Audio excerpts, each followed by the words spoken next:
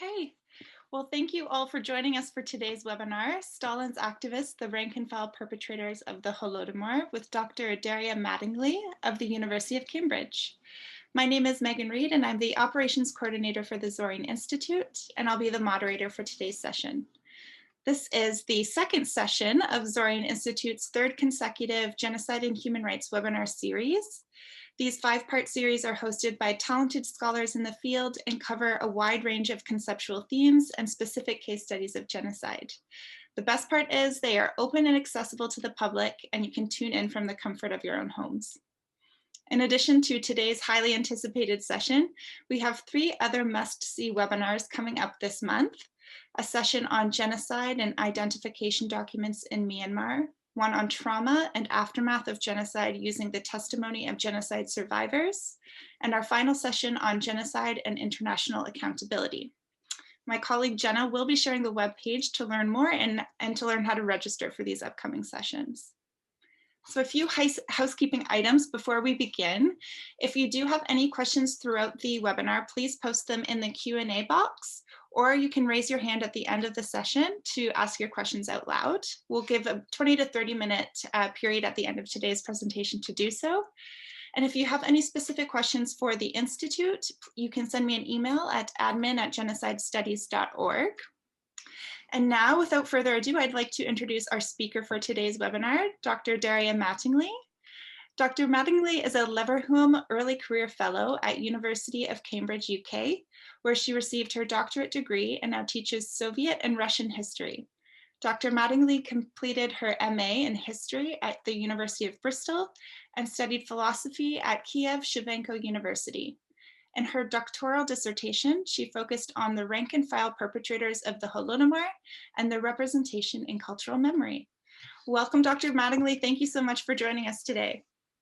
Well, thank you so much for the kind introduction, Megan, and thank you to Zorin Institute for inviting me. It's a great pleasure to be given this lecture, albeit virtually, at the institution that raises awareness of universal human rights and genocide, just like Holodomor Research and Education Consortium, who suggested for me to give this lecture. So I'm hopeful for this lecture in 2 ways.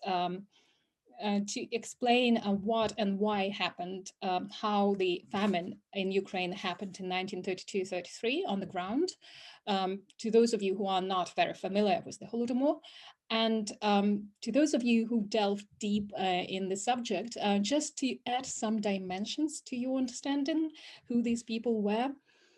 So let me let me turn to the subject on the lecture with a brief story about one such participant. And for that, I will share my screen, if that's okay.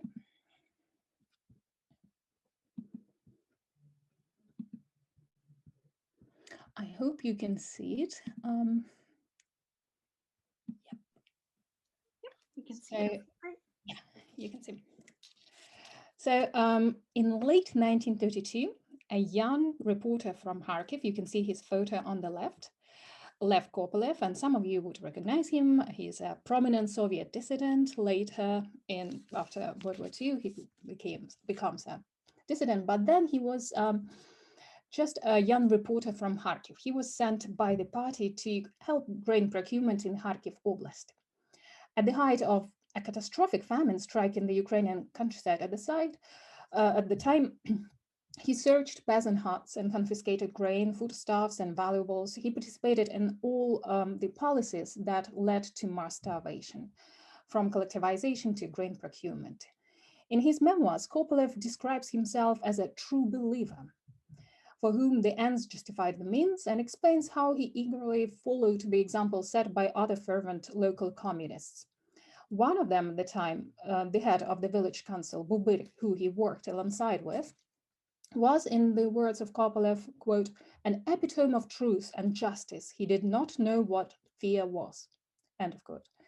According to archival evidence, however, which I accumulated in my research and survivor testimonies, Bubir was nothing but. He used his position of power to profit financially, and he was persecuted for cowardly behavior at the front in 1942, and reportedly attempted to defect to the Nazis. So he was not a fervent ideological participant, but as we know from perpetrators' testimonies, they always represent themselves in a better light. It's self-representation interest. And Kopelev was no exception in that case, especially when I accessed his files on other participants, where he procured grain and evidence on his activities at security services archives in Kiev. So Kopelev and Buburik showcase prominent tragic divergence between history and memory, oriented on the role of men and women who facilitated the famine, were responsible for one of the darkest moments in 20th century European history. And local post-memory of the events of the famine in Soviet Ukraine, known as the Holodomor in Ukrainian, or death by hunger, but is not limited just to the famine. I will say about it in a minute. Kopelev and his colleagues were inaccurately remembered as Russians or Jews from the north, just in local oral memory accounts.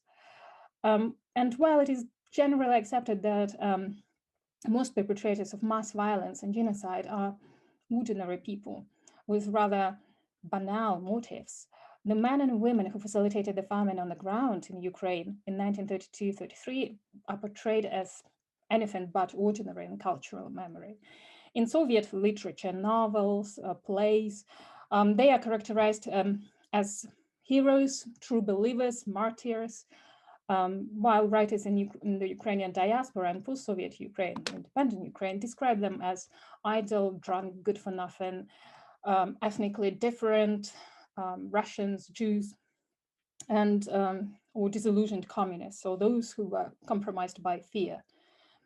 So who were these perpetrators on the ground, rank-and-file perpetrators of the Holodomor? Today's lecture draws on my doctoral thesis of these perpetrators in history and in memory, and I seek to shed over due light on them.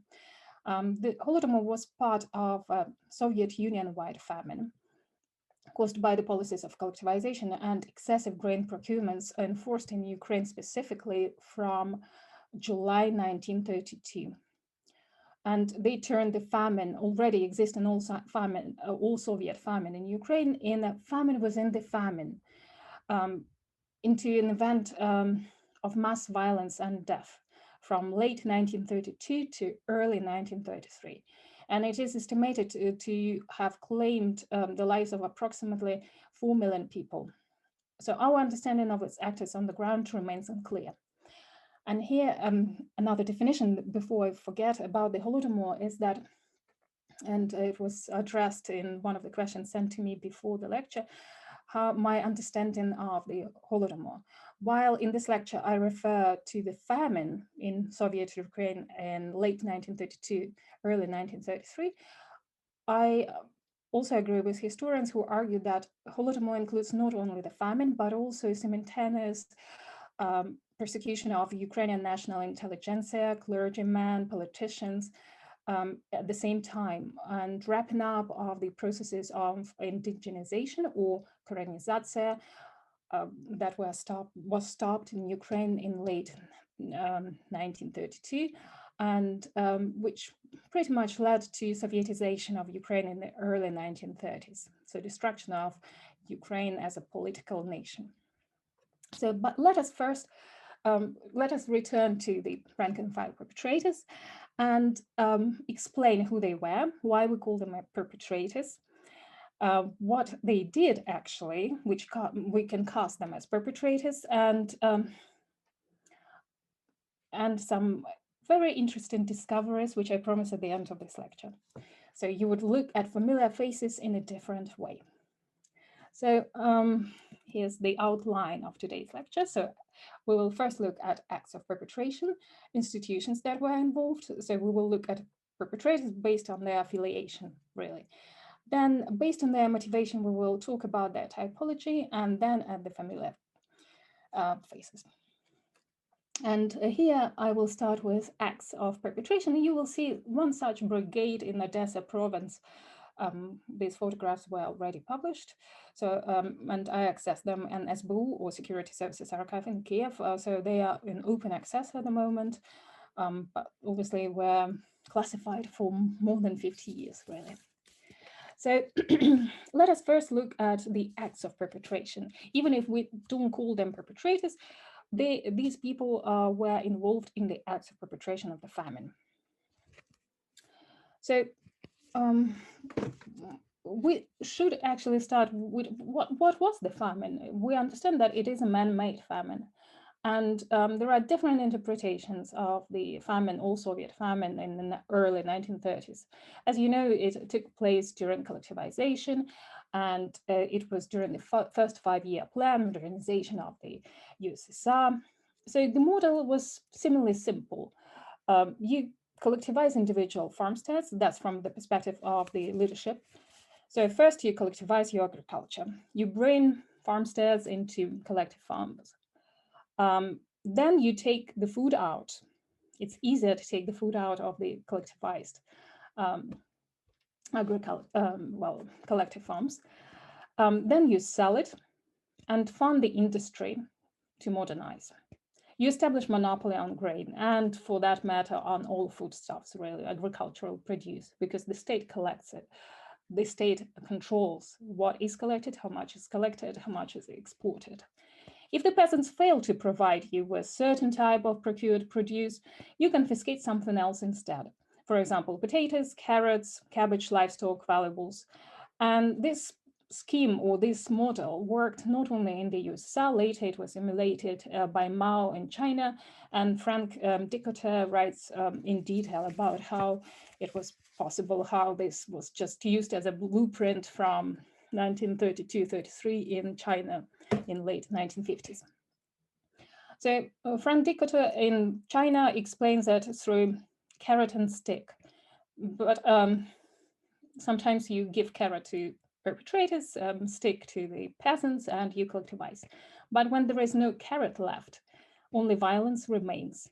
And I would expand it to that all other social constraints, when you remove all other social constraints in the rural Ukraine to enable such famines, such as the church, the non-governmental institutions, when the state controls everything and everyone, participation in mass violence becomes very possible, very anticipated, so to speak. Even participation in mass violence in times of war is widespread, even in non-totalitarian countries. But here it's easier to enforce it. And we also have to remember that under certain conditions, when a population is habituated to violence, like in Ukraine, you get violence in cycles, the events of 1917, 1920, there are uprisings, and there is resistance to collectivization, there is violence on both sides. People are used to violence. And so during collectivization, for example, we have a popular uprising at around 1 million peasants took part in this revolt against collectivization. It was disorganized peasant rebellion, but nevertheless, people were involved in it. We have deportations, we have lynching, and so on, tortures, sexual violence. So 1930, 1929, 1931, we have the famine. So, but we have to answer a question. Would people get involved in collectivization and grain procurement, violent grain procurement, without the orders coming from the top, even though they're exposed to the violence quite regularly? The answer is no. People follow orders. More than half of us do, according to Milgram, for many reasons. But if there are no orders, we cannot argue that there was a drive from below on such a scale. And plus, there is another question of the role of the modern state, as Primo Levi in Genocide Studies points out. So it was possible because of that. So now let's look at these people on the screen. As you can see, they are all seated there, orderly, and the acts of perpetration. So I include several policies in which, in facilitation of which the perpetrators were involved. It's removal of grain from collective and individual farmers, based on unrealistic quotas adopted in 1932 for Ukraine at the Republican Party conference. Even the district officials voiced their concern, and there were many concerns expressed, but nevertheless, we can see in correspondence between Kaganovich and Molotov, who came from Moscow to enforce this on the Republican level, Stalin personally insisted that these were the quotas for grain procurement. This is how much grain was to be extracted from Ukraine, and there would be no step back. All the grain that was distributed among collective farmers previously had to be returned, and it was all counted towards grain procurement. By the way, all these quotas were never met. There were, I don't know, a handful of districts who fulfilled all the quotas, but they were just unrealistic. So you can see some intentions. Awareness of the, plus the government already in the Kremlin, they knew what happens when you combine collectivization with excessive grain procurements in Kazakhstan to a year earlier in 1931, when there was a devastating famine that claimed over 1 million deaths. So they knew exactly what it's going to lead to, but obviously intentions outside. We're looking at the rank and file perpetrators, so I'm not looking at the Kremlin. There are many works already on the subject. So second policy, I list as arbitrary searches of farmers' houses, when brigades would, like this, would go from one farmstead to another, search, dig, and you can see one of the participants that is casually lying on the floor is holding a long stick. That's how the freshly dug places would be pierced and probed or tested whether there is something hidden in the pit, and then recovered. So if you were, for example, as a peasant, you were hiding something and this brigade would find it, you could be actually persecuted because you were hiding something from the state, which you were supposed to return towards the grain procurement quota. And from November 1932, meat procurements were demanded 15 months in advance from farmers who failed to meet their grain procurement targets. And if they didn't have a cow to be confiscated, anything else would be confiscated instead. So valuables, jewelry, whatever you had, really. This is the second part of the policies, acts of perpetration. So what else led to the famine, exacerbating the already existing famine in Ukraine? And people who were involved in these policies facilitating could be cast as perpetrators. So you had to prevent the victims going into the fields or accessing food anywhere else in the storehouses. So storehouses, you could put a guard there, but if it's a field with a lot of wheat, you had to prevent children, peasants from accessing food in the fields as well. So legislative act that would do such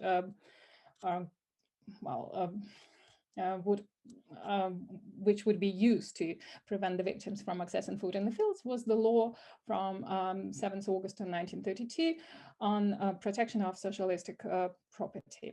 So everything in the countryside was regarded as the state property, and if you were caught in the fields of the collective farm, you could be prosecuted, and indeed thousands were prosecuted.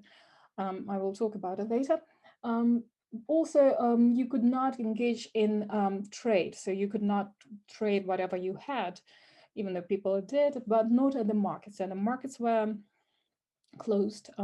Also, in December 1932, there was a passport system introduced, and peasants de facto were turned into serfs because they were not allowed to have passport. They could not travel, therefore, and the borders of the republic were sealed as well. It would be later applied in other provinces, regions of USSR, but nevertheless, they could not escape the countryside. They could not escape their villages. Together with a roadblock, all these villages were turned into ghettos de facto.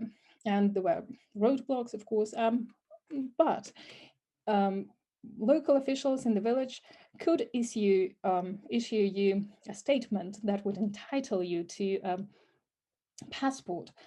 But again, a lot of interests were involved in that. So ordinary person would struggle to get a passport unless you had some, I don't know, how to call it, but you were allowed to go to higher education in the city, and then or in the army. You were involved with the army, so sometimes there were exceptions, but we're talking about exceptions, or party members were allowed to have passports. So it was quite situational and individual. For the vast majority, it was unattainable to have a passport. You had better chances of escaping being a stowaway at the train station, jumping on a train. And also another policy, which was used elsewhere later in the USSR, was blacklisting of collective farms, villages, and entire districts in Ukraine from November 1932. It was applied very extensively in Ukraine, so which involved removing all foodstuffs and necessities such as salt, kerosene, or gas, matches from the villages. They were cut off from trade and communications. So unless they would meet the grain procurement quotas, which we know was unrealistic. So that leads us to the next question, which is which institutions were involved in facilitating these policies? And there is this is a striking question, because I will just share with you the list of institutions. Apart from the party and Soviet officials, there was a majority of institutions at the time, state institutions that were indeed involved in the logistics of the famine. And how I came to this list, which is not extensive by any means, well, who were the perpetrators? When I started working on this topic, I realized that this striking question received very little scholarly attention to this day. The fact that scholarly discussion of the Holodomor perpetrators is in its infancy is due to the relatively recent nature of the Holodomor scholarship more generally, because it was denied for so many years. But academic discussion of perpetrators started surprisingly in the during the Khrushchev thaw in the Soviet Union, though it was obviously referred to by way of euphemisms like food shortages or food difficulties, but scholars of Soviet history were already discussing it, and they were discussing the level of institutions involved in these food shortages. So they were blaming some of them were blaming Stalin, Molotov, and Kaganovich. Others were blaming in a manner that Stalin did in his Dizzy with Success article in the 1930s, when he blamed rank and file perpetrators for the excesses on the ground, even though it was his policy. So these scholars also blamed these institutions. For example, they would be saying that MTS, it's at the bottom of the list, motor tractor stations that were enforcing collectivization and grain procurement. They were to blame, or party and Soviet officials. They were inexperienced.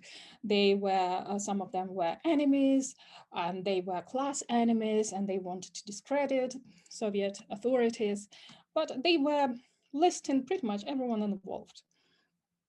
And of course, later in the 1980s, there was the first academic monograph on the 1932-33 famine, conquests, the harvest of sorrow, Soviet collectivization, and the terror famine, which he worked on together with James Mays. He discussed, opened up scholarly discussion of the famine among academics in the West.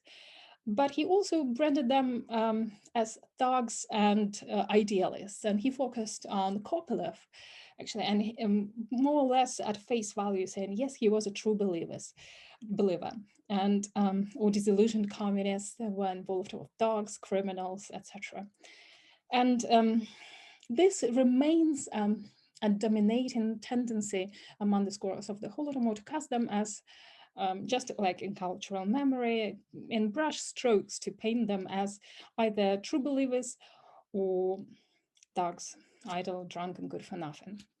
And this is where I borrow from perpetrator studies that, well, commonly accepted that people do a very tiny minority of all perpetrators of genocide and mass violence act or kill out of ideological convictions.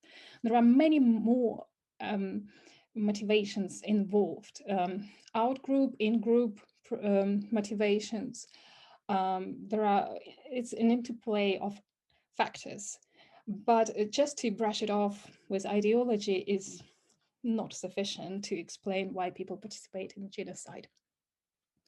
And my use, here is another disclaimer, is that my use of the term perpetrator, it does merit elaboration.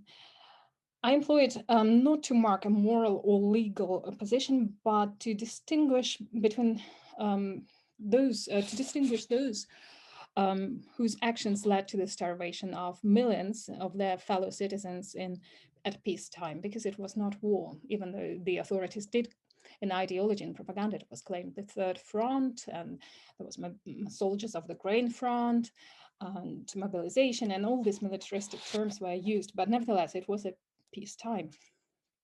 I argue in my research in general that this terminology is apt due to the deliberate, violent nature of the Holodomor and its vast scope of destruction. And some scholars might oppose this interpretation. In fact, different events, I face concerns about the use of the term of perpetrators because it casts the Holodomor as a genocide and puts it in line with other cases of mass violence, and especially revisionist historians have reservations against such a use. Especially those who refer to its victims as the human cost or inevitable strain on the first 5-year plan, which they present as a grand effort aimed at improving the lives of the Soviet citizens through rapid industrialization or the result of a badly conceived, almost calculated policy. Well, such position, in my view, dehumanizes the victims by accepting this authority, epistemological authority of the top perpetrators and their rationality so as if for the greater good. But as we know, in many genocides and cases of mass violence, there is this phrase for the greater good. There is a danger facing the foreign invasion from South Africa to Indonesia. It's quite common.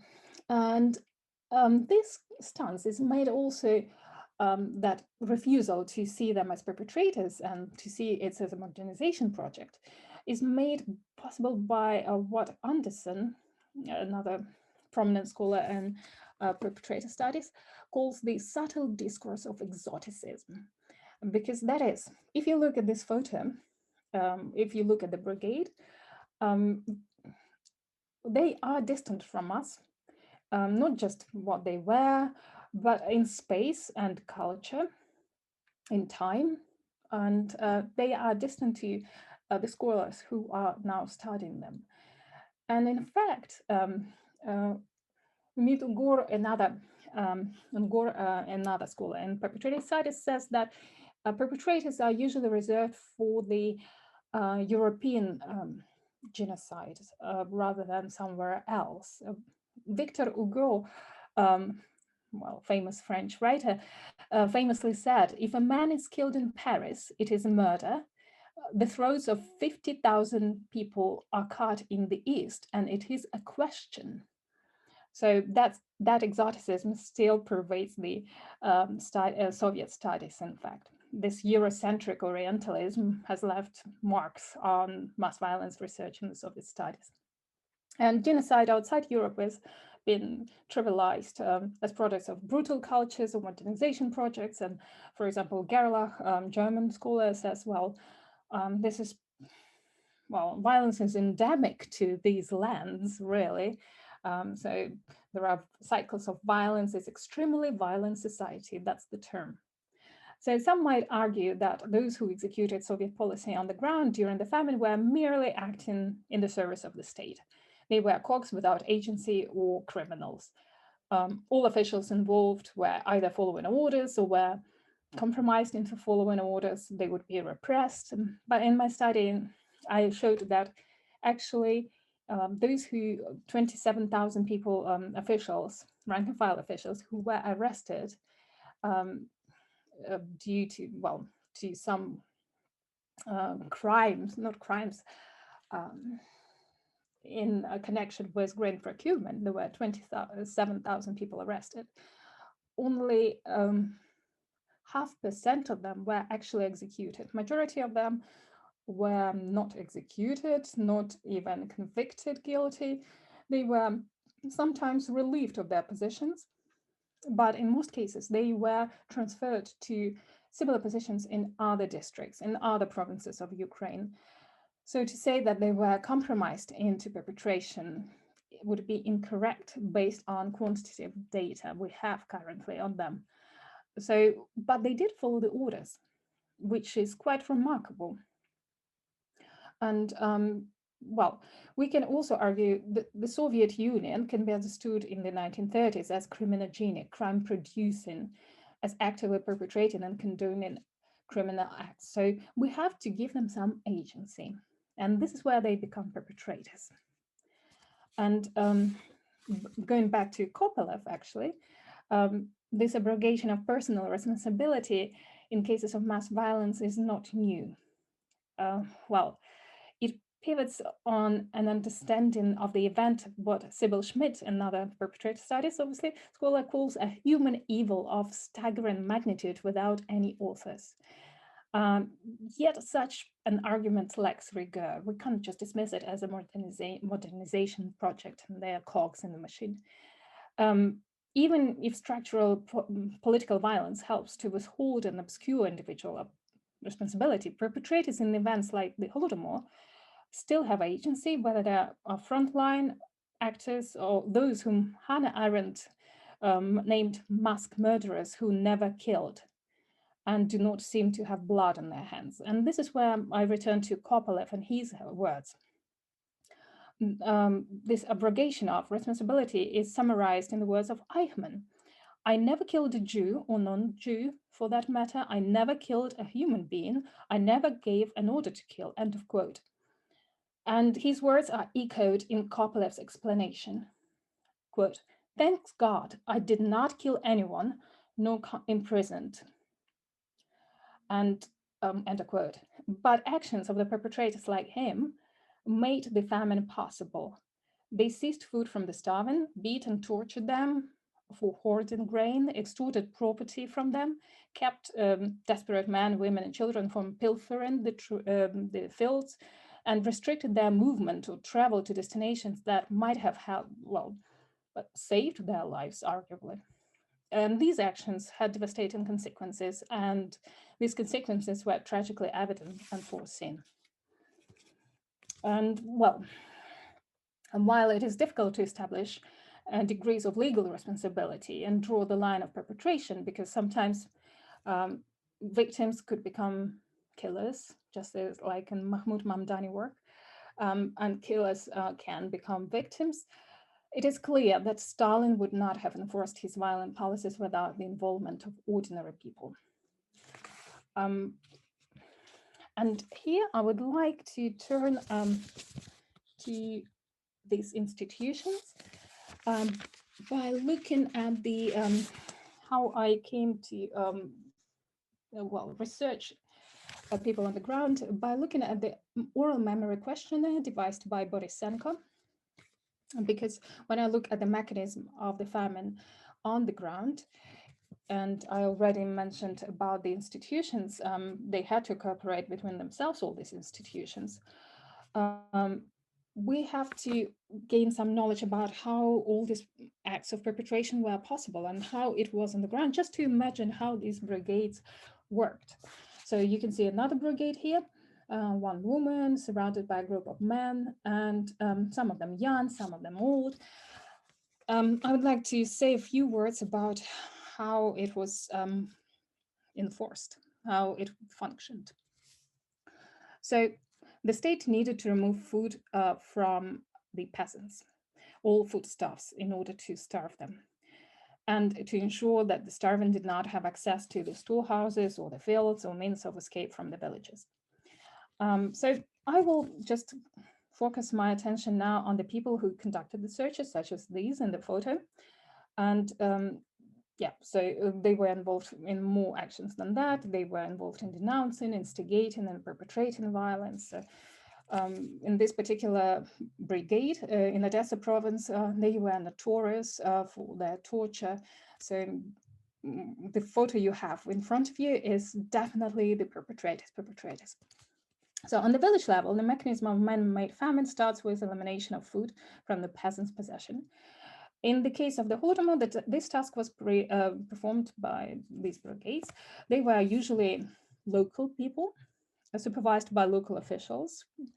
And well, the local officials usually would be a village council or chairman of the local collective fund that received orders from district officials. Such brigades could also include teachers, district officials, police, and the security service men. I never come across a service woman. So sometimes they were involved. And from November 1932, as I mentioned, they could requisition any other agricultural produce in lieu of grain or meat and seize personal possessions towards the grain procurement. So such a brigade would. And this is another detail, from 19th of January 1933, they could also keep 15% of what they would find during these searches, which undoubtedly motivated more peasants to take part. These actions devastated peasant households. While there is no dedicated research or known archival documents with statistical data on such brigades, some details can be gleaned from the reports from the security services, local officials, complaints from the peasants, perpetrators' own personal files, and also these searches were accompanied by violence, debauchery, and profiteering.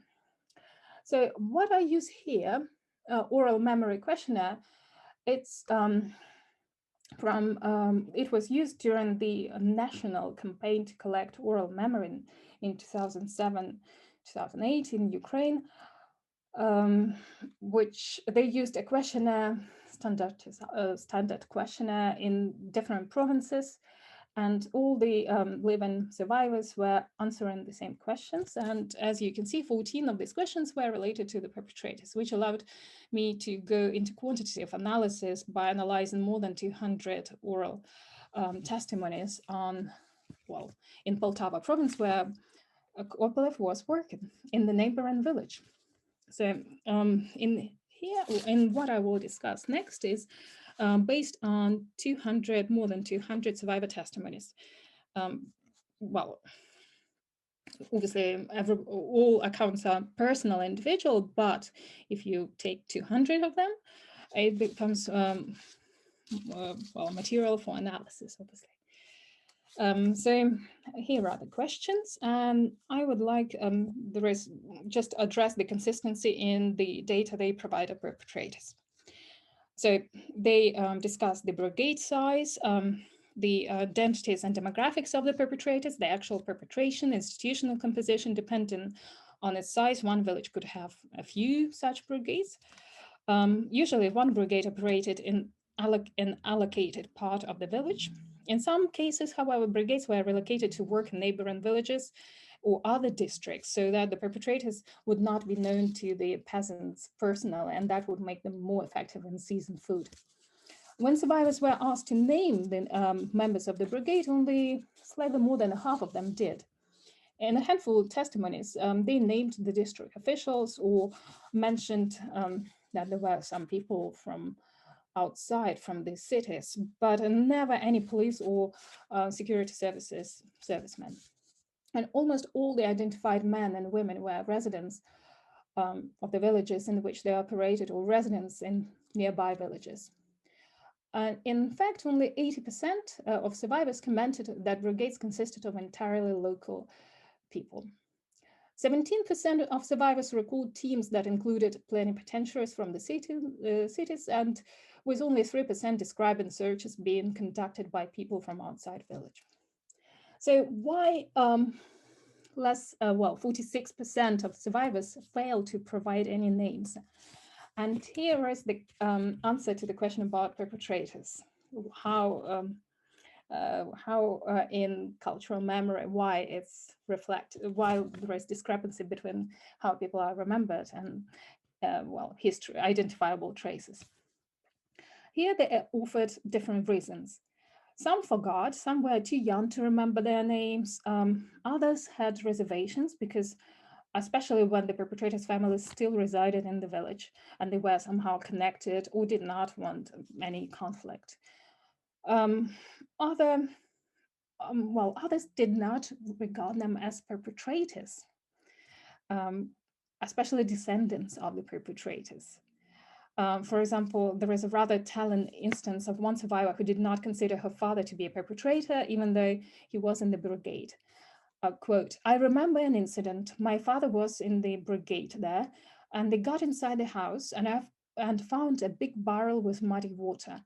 My father looked inside and went away because he felt pity for the family, but the other man put his arm in the barrel. At once, the owner sprung on the man and stabbed him from behind.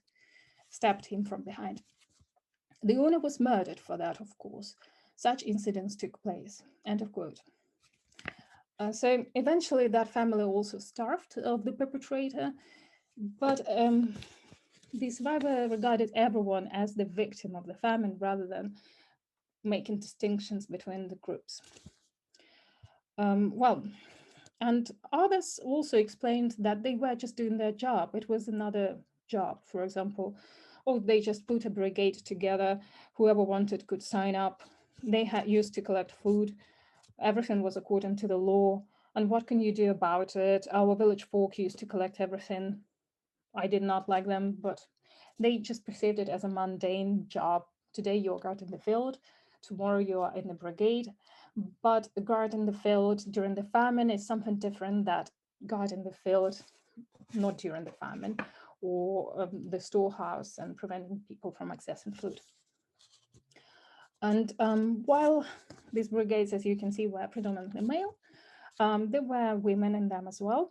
And they carved themselves deeper because they were in unusual roles for them, especially in patriarchal royal society. You know, violence is reserved for the men, and women obviously were regarded as monsters and abnormal women in such roles.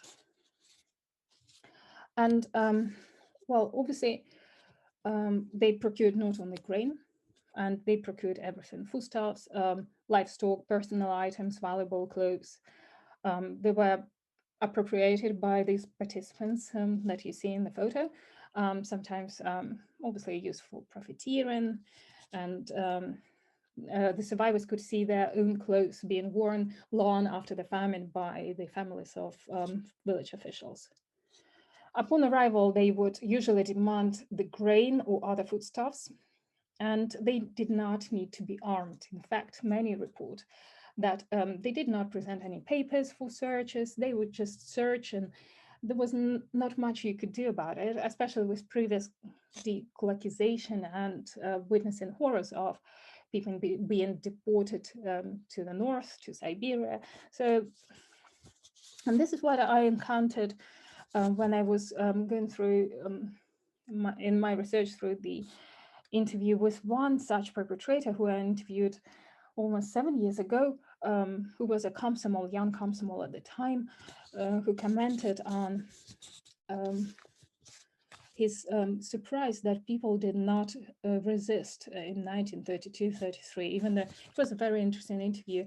The person first denying the famine itself, but then acknowledging the facts, especially when prompted towards some factual evidence, and then just asking questions which I assumed he did not have the opportunity to ask at the time, being a young man, young boy, actually 15, 16 at the time. So, and I would like here to move to typology, which I already mentioned, which I also borrow from perpetrator studies.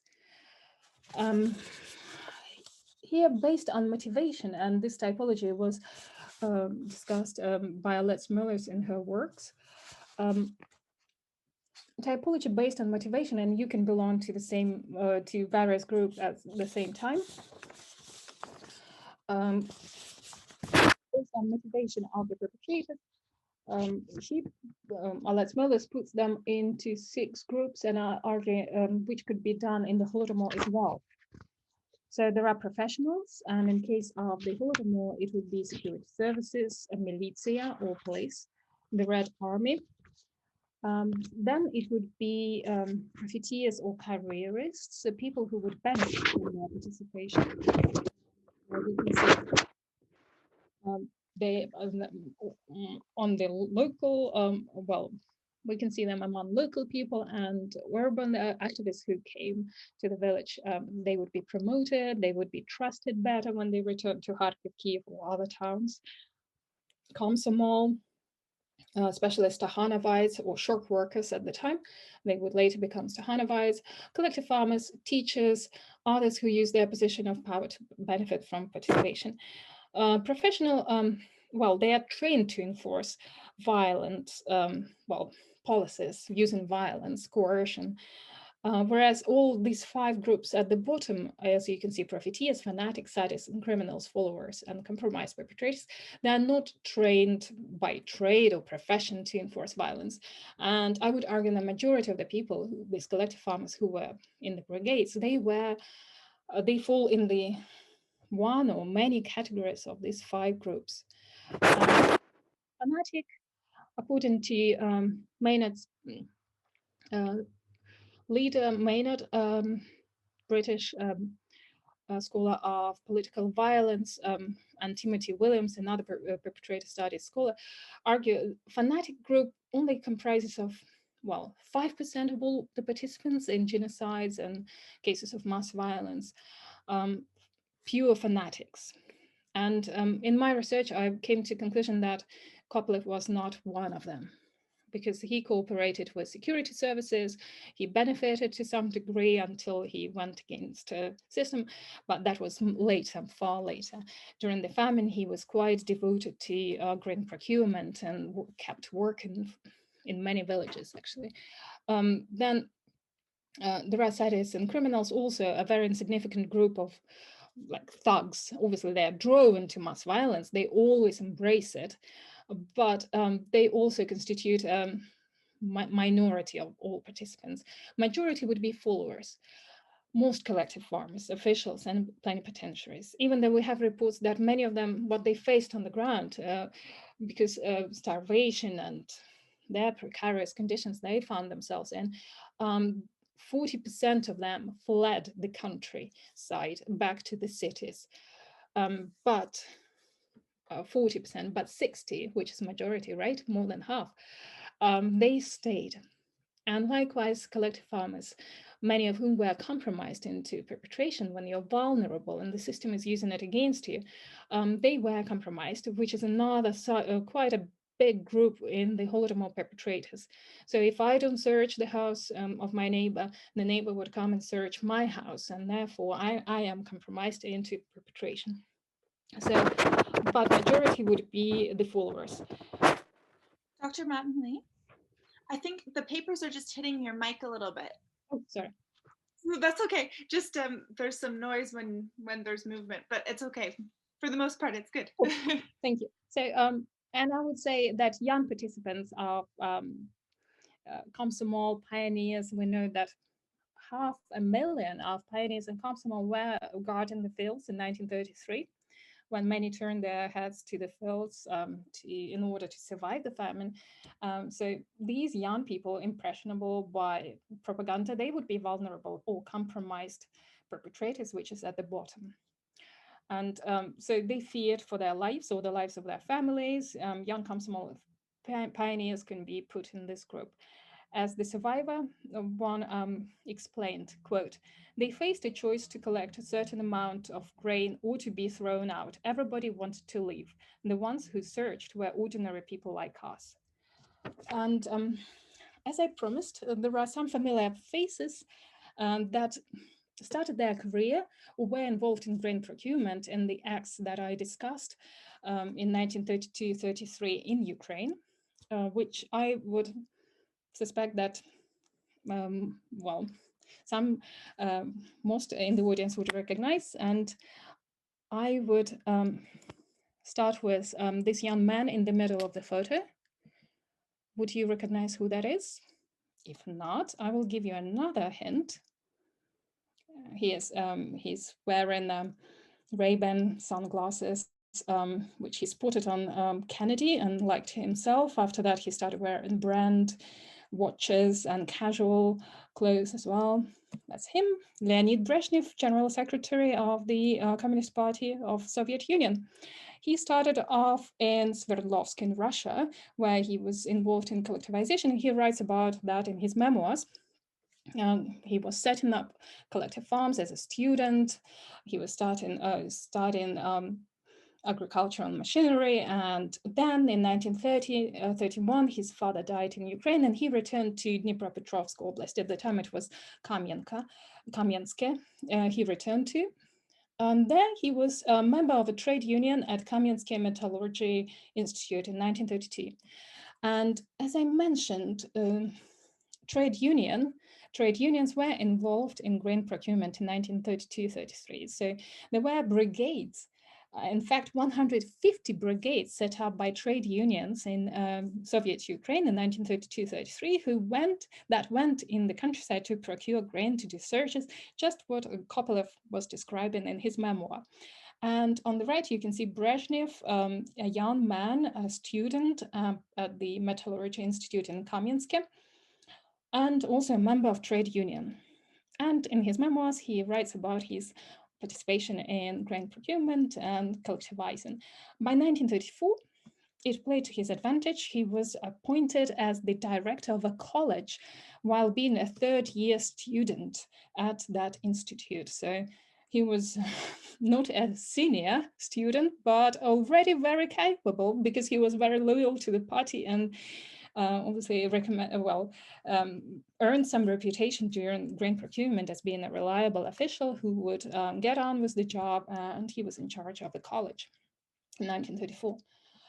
And another phase is, as I mentioned, shock workers, Stakhanovite. They were poster girls of collectivization of Stakhanovite movement during the first 5-year plan, second 5-year plan, who were used as obviously poster girls for policies, Soviet policies in the countryside. And here you can see Maria Demchenko on the right, on the left-hand side of Stalin in 1934, meeting for Stalin in the Kremlin for her successes. And she was a celebrated sugar beet grower in Cherkasy, now Cherkasy Oblast in Ukraine.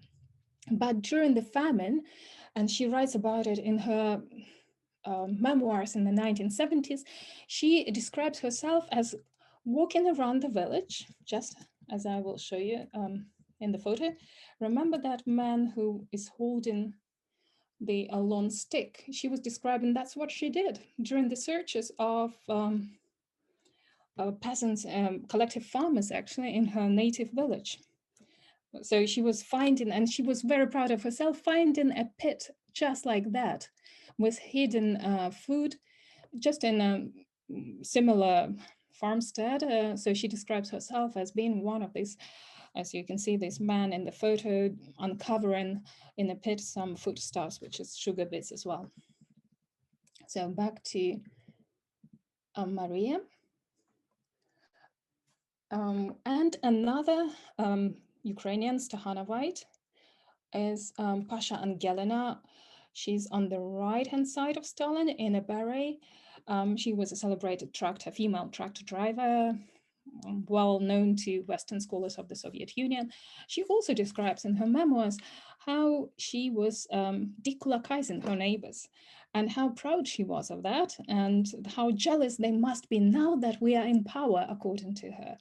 So she was not associated with collectivization, but when we read the accounts of collectivization against the grain and uncover and know that the same people who were putting together collective farms, who were decolonizing their neighbors, later took part in grain procurement, which led to the famine. We put two and two together. It's not a rocket science, really. So, and on the right, you can see a cover from weekly magazine Aganyok in 1960s. And there is a lovely looking old lady in a scarf who was also celebrated Stakhanovite, Nadia Zaglada from Zhytomyr Oblast. So Angelina is from Donetsk. Maria Demchenko is from Cherkasy, central Ukraine, and Zhytomyr, which was western part of the Soviet Ukraine during the famine. So these Stakhanovits, they all were involved in collectivization and grain procurement. And they also speak about resistance and to the policies in their native villages, and how some former friends and neighbors resented them for their involvement in collectivization. Zaklada was in 1960s somewhat repentant of her part, and she even adopted orphan of her neighbors that she obviously contributed to starvation of. So, and generally she was in charge of the orphans in her village. So it's ambiguous, quite complex role she played in the village. And finally, it is Lev Kopelev, who later set up a Lev Kopelev forum dedicated to, as you can see from my limited German, tolerance, morality, and Menschlichkeit. So he devoted his later life to promoting universal human rights and tolerance, and we'll say human rights movement he was part of. So which makes all these participants, including the Stakhanovits and politicians, which makes more tragic, because as we know, it's ordinary people who facilitates genocides, and the Holodomor is no exception, and it makes it more poignant and tragic to understand how it was possible. And before I finish, there was a few questions that were forwarded to me before the lecture, which I would like to address. And the first one was on Torksin, the state-owned network of shops that were trading with the general population during the 1932-33 in Ukraine in particular, trading in selling food at extortionate prices and in exchange of jewelry and valuables, and whether there was research currently into that subject. And I would say, yes, there is a research, and it's yet to be translated into English. It's put together by many years of research by Mykola Horoch on Tarksin, and he just published a monograph in Ukrainian in which he looks at mechanism, who was employed, how it functioned, and together with Yelena Osokina, who published earlier in early noughties, they argued that it was not coincidental that Torksin worked at the same time as the famine. And in 1933, it was one of the major, if not the major contributor to industrialization efforts finding of industry in the Soviet Union. Yes, I'm happy to answer other questions. That's great. Well, thank you so much. This was such a fascinating presentation. And we do have quite a few questions in the Q&A chat box, so I'm happy to go through them. So the first one is, were there any efforts of international criminalization for the acts that occurred in the Holodomor? If not, do you think that it would still be an important thing to do despite the amount of time that has passed? There are efforts, of course, there are efforts, and I think Ukraine is doing a lot of work in that respect. I hope I understand the question correctly, right? Yeah, I think so. Yep. Yeah. In particular, yes. Yes, a lot. This amount of time has passed is obviously very long, but nevertheless, for the acts that occurred in the Holodomor, the state of Ukraine is currently pursuing the aim of recognition of the Holodomor as genocide, and the number of countries recognizing it as a genocide is growing. Maybe not as fast as it should, according to the campaign by the state of Ukraine, but nevertheless, and there is obviously a growing body of the scholarship. So we are just watch this space. I'm sure there will be some news in that direction. Thank you. And then Alan Whitehorn writes, why was outside academic description of the Holodomor so late in using the term genocide from the 1950s onwards? Relatedly, the more recent epic volume by Anne Applebaum, The Red Famine, uses the term sparingly and weakly. Given the example of mass killings of Armenians 2 decades earlier, could the term crime against humanity have been useful in earlier analysis of the Holodomor? Well, that's an interesting question, because outside academic description so late. Well, one of the reasons I would assume was the fact that the famine was silenced for such a long time. So it limited to what could have been done. It was silenced for 50 years, and the archives became open only following the collapse of the USSR. So that did not help the process.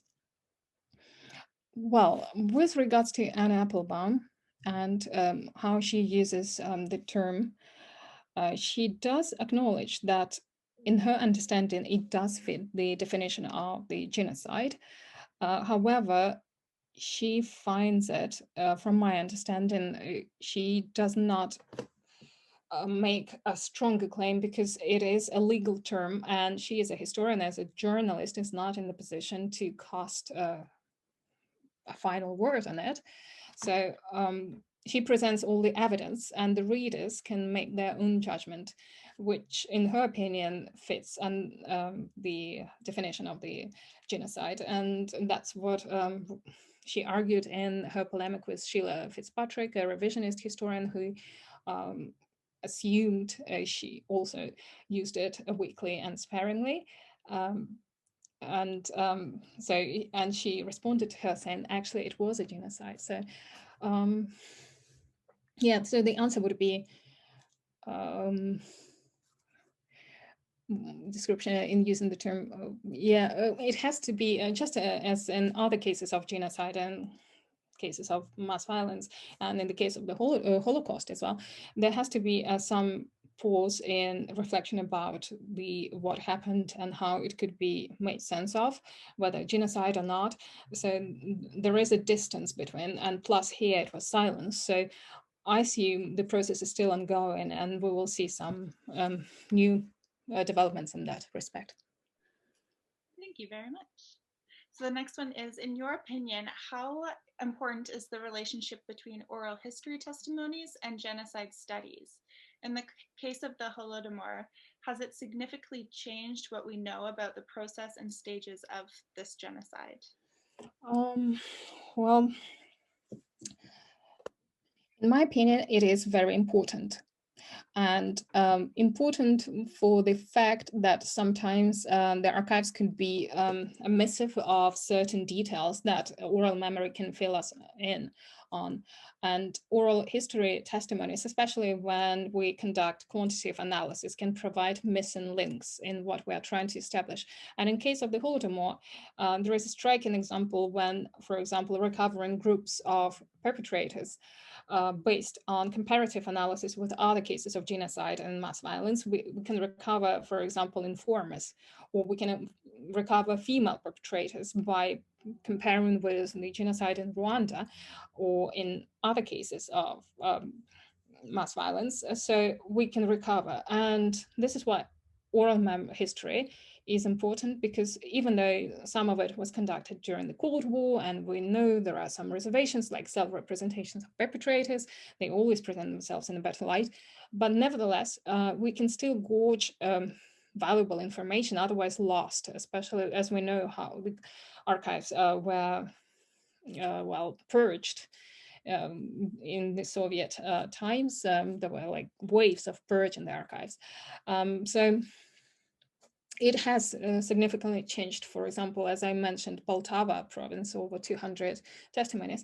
It goes against these savage other Jews or Russians in cultural memory, because we see most of them were local people, just in any other case of violence and genocide, in majority of them. Yeah, so local perpetration is normal in genocide. Yeah, so yeah, it is important. you. And it kind of leads to the next question, which is asking, in the case of the Holocaust, local community links played a big role, and then neighbors turned on one another. So as you just mentioned, was this what it was like in the Holodomor as well? Maybe you can expand on that a little bit. Yeah, I would just add, for example, in the villages I looked at as case studies, I could see that some hostilities dated back to the Civil War, when members of the families who were supporting Bolsheviks were slaughtered by their neighbors. So during the famine, they turned on their neighbors to settle scores, personal scores. And then we have World War II. The tables are turned again. So yes, absolutely. And plus, it's general tendency for people to follow orders, and they would engage in violence against their intimate violence, really. And then the next one is, will the study of the Holodomor change the way we model genocide perpetrators?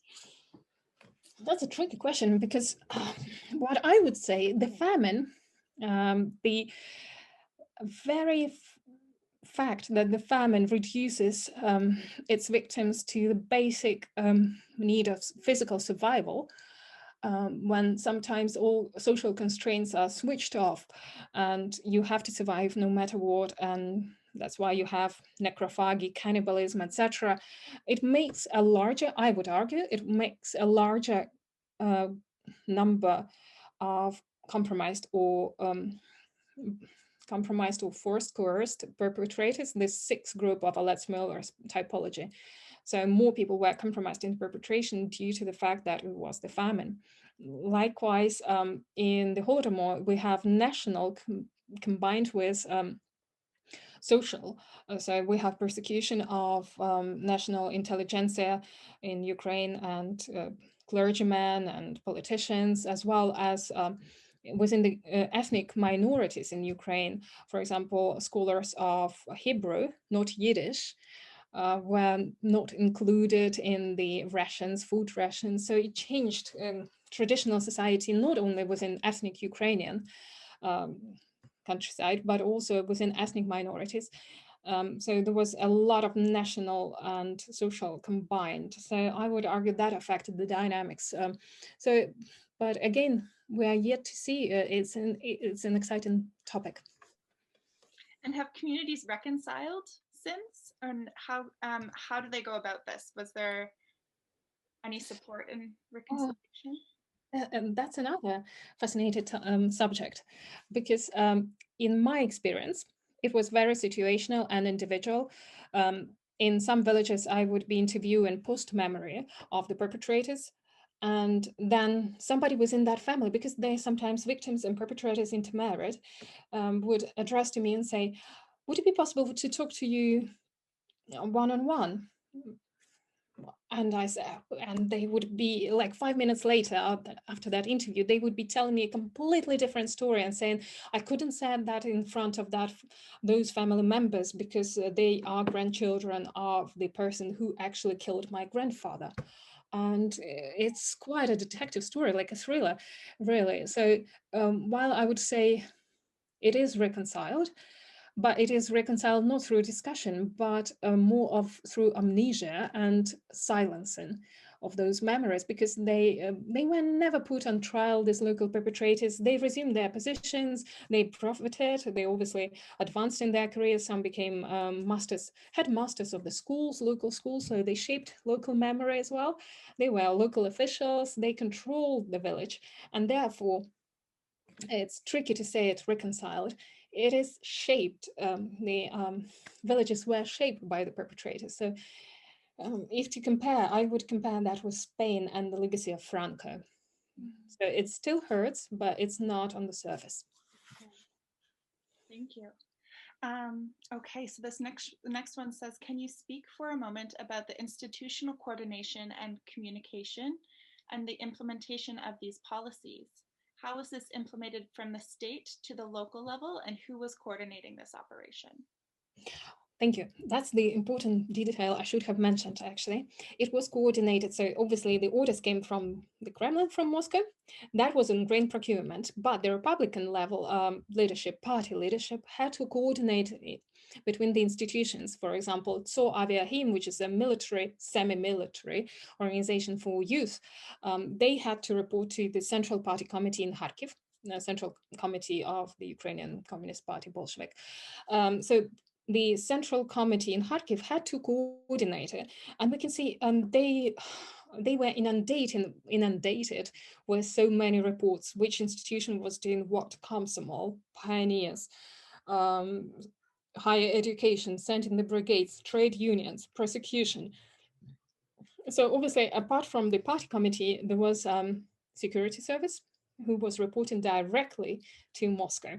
And then it was just, bypassing the central committee in Kharkiv. And then based on those reports, the orders from Moscow were shaping the work of the Republican Committee.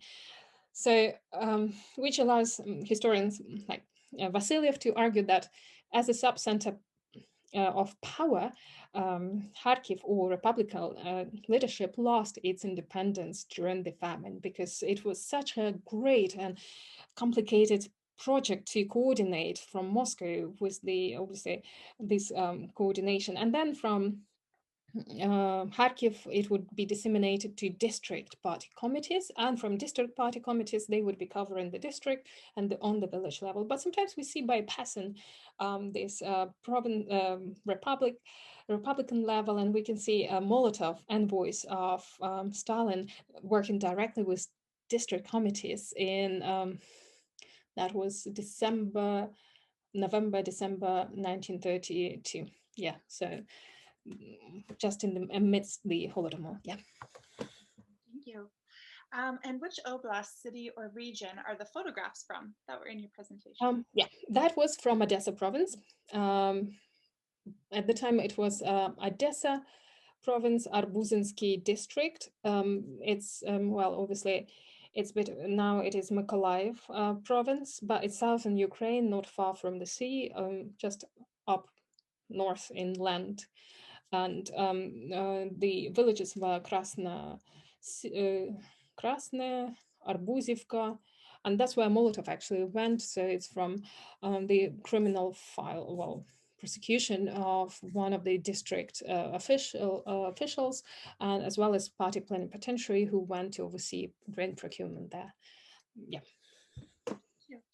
And you kind of addressed this in one of the previous questions, but is it possible to hold perpetrators accountable at this late date? And what are other channels for traumatized victims of genocide and their descendants to achieve a sense of justice and healing?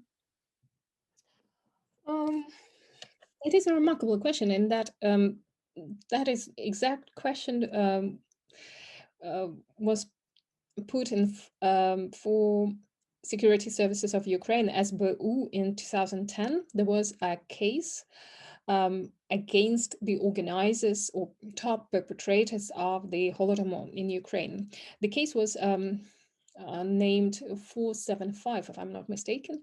And they went from Republican level, security services, to oblast level, so slightly above district level. Oblast level were introduced in the early 1930s as well. And posthumously, they found them guilty of organizing the Holodomor. So there is a precedent of holding perpetrators accountable at this late date, as late as 2010. But rank and file perpetrators were only held accountable for excesses or sabotaging grain procurement, which was 1934, 1933. And even then, prosecution was very careful and not unravel this snake knot, because during the testimonies, people would be talking about the famine, which was unheard of. You had to silence that.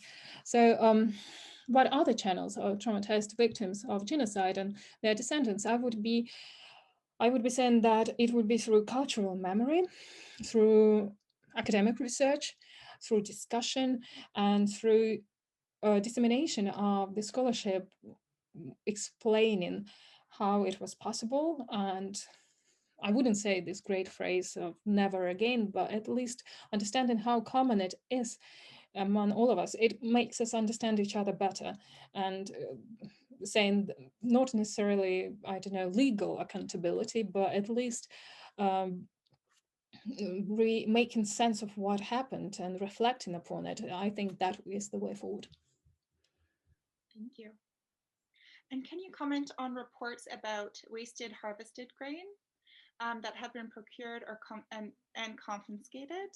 And were there instances when this was deliberate, or was it simply a case of inefficient distribution that resulted in allowing the grain to rot? Well, that's another. I'm actually very impressed with the questions because they are well thought through and thought-provoking, actually. Yes, I did come across many reports of the waste of harvested grain, and in particular in Poltava Oblast, where I worked. And with that one interview with a perpetrator, I came across such an instance when in Horol, in this storehouse at the train station, collected grain was rotting away. And when peasants from nearby villages came to try to access it, they were shot dead. There was execution en masse from machine guns, rifles, and which was witnessed by this Komsomol I interviewed at the age of 100. And he could not understand that either. In his words, and I would be quoting him, he said it was just an instance of this disorganization because they collected the grain, but there was no clear communication or coordination where that grain to be taken, and that grain was not to be exported because it was not of good quality. So it was taken for the sake of grain procurement quota, but nobody at the level above the district level cared about it. So it rotted away while people were executed. So whether it was deliberate or not to establish intentions behind rotting the grain when the state was in dire need of food provisions for people in towns and for industrialization, it doesn't make sense, does it? But then Soviet system is known for bottlenecks with all these infrastructure problems. So I wouldn't eliminate the reason of insufficient distribution or an interplay of many factors, indeed. So yet again, it is another subject for research. Thank you very much. And the next one is also about reconciliation efforts. And you kind of touched upon this in a previous answer, but they're wondering if the Rwanda's Gacaca court system could be an example for villages in Ukraine, and if Ukraine has thought about any type of reconciliation efforts. Yes, I did think about it, especially following the interviews I conducted, because I could see the clear need of survivor descendants, some of them, to talk about the experience, because they could be called what Marianne Hirsch is post-memory of the events, and it was inevitable for them to have that memory because in the absence of any other coping mechanisms, this traumatic experience was spoken about in many families, if not on a daily basis, but very often in everyday life and in the food consuming habits. And so it affected lives of many descendants. Provisions that their grandmothers used to make for the rainy day, etc. So I could see that they wanted to talk about it. Whether Rwanda's Gacaca court system would be an example, or tribunal like in South Africa, when there would be no legal repercussions, but there would be establishment of truth and reconciliation, it is a different matter. Many survivors, I mean, now we have only every year we have fewer and fewer of them left.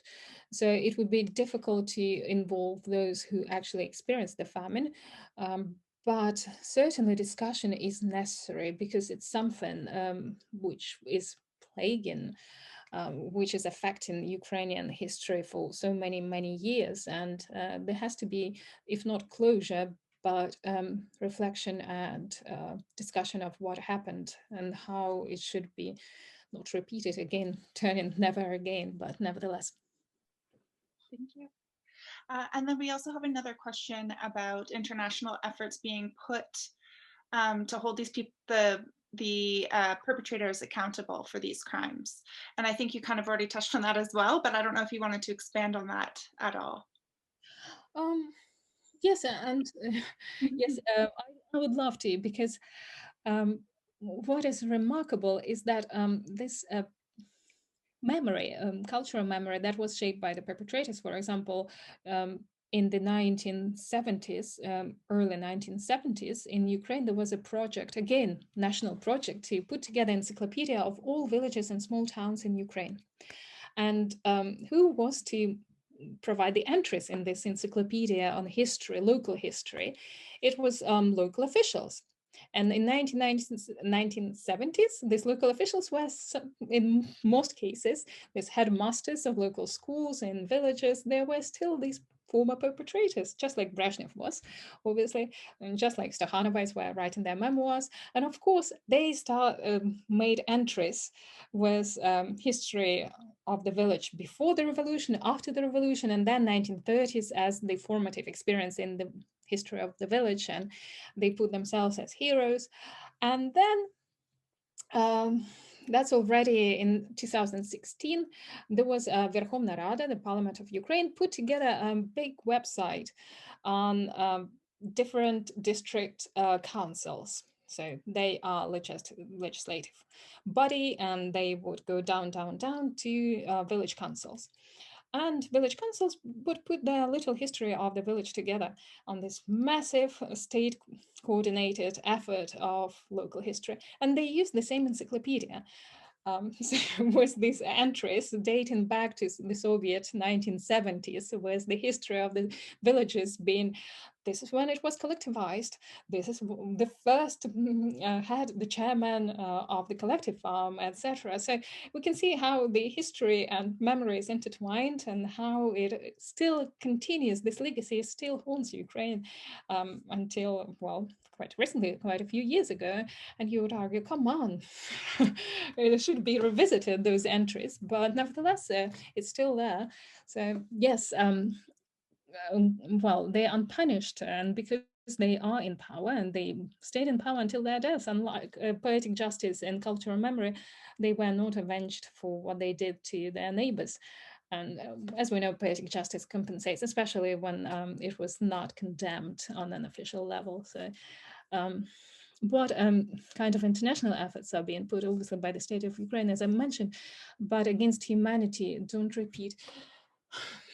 And that's a $1 million question, because it does repeat, it keeps repeating, and which makes you pessimistic about human nature. But nevertheless, I think people still learn from, if not to repeat, but at least to avoid the same scale, or to minimize the impact. And that's, I think, us as historians should contribute to that effort. Thank you. And what efforts did state or party apply to the implementation of the Holodomor by the perpetrators? So they also put in brackets ideology and supportive activities. Mm-hmm. So I mentioned from 19th of January 1933, the activists could keep 15% of what they would find. That was quite a material incentive. Ideology, as I mentioned, the latest research shows that ideology played no larger part in that. And these research by Maynard and Williams, Maynard leader and Williams, this is the latest research from Perpetrator Studies, and they look at the Chinese famine, Vietnam famine, and Soviet Gulag, and Soviet collectivization. Not so much collectivization, but actually Gulag, and Soviet perpetrators, trained perpetrators.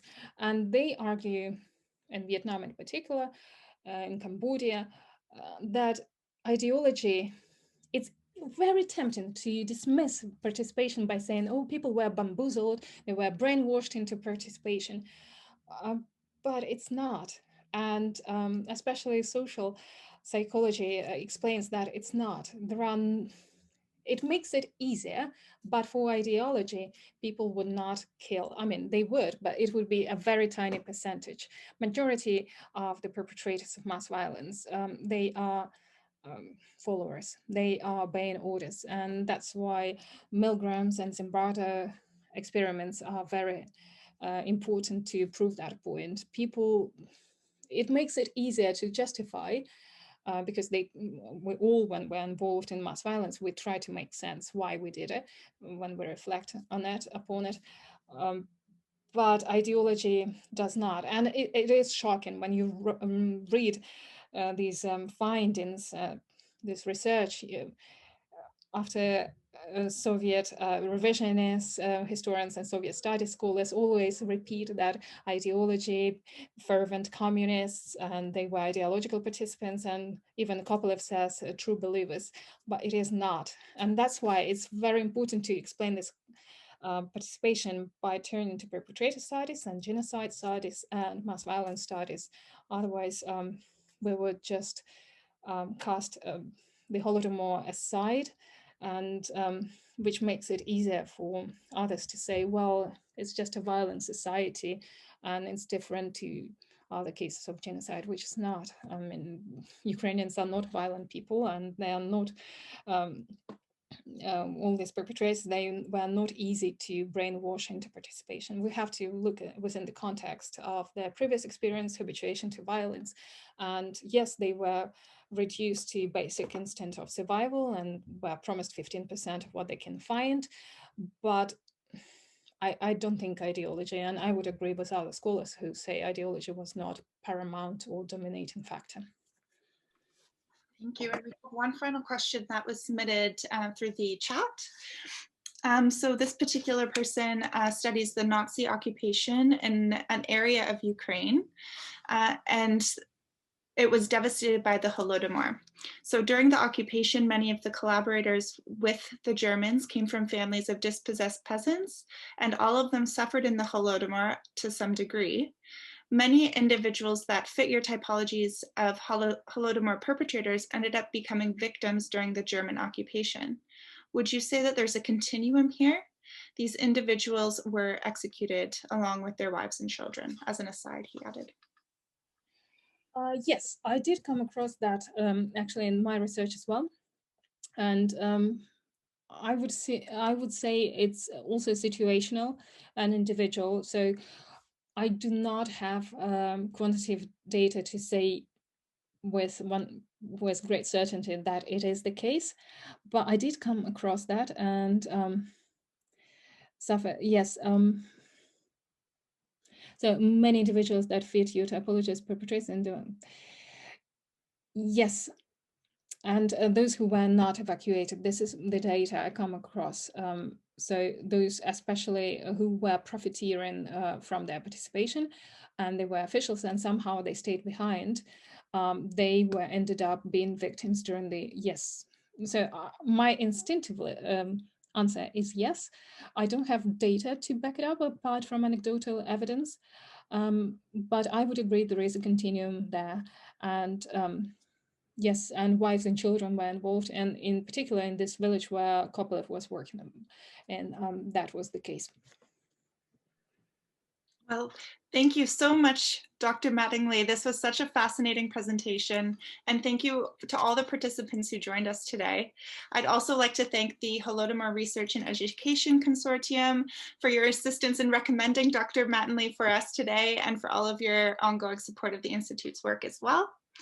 And before we sign off, I will remind you to register for our next webinar. It'll be taking place next Tuesday at 7 p.m. It's a little later this time because of the time difference. We'll be discussing erasing the Rohingya, genocide and identification documents in Myanmar with our GHRUP alumni and senior human rights specialist with Fortify Rights, John Quinley. So we hope to see you there. So thank you again very much, and stay safe and be well. Thank you. Thank you very much. Take care.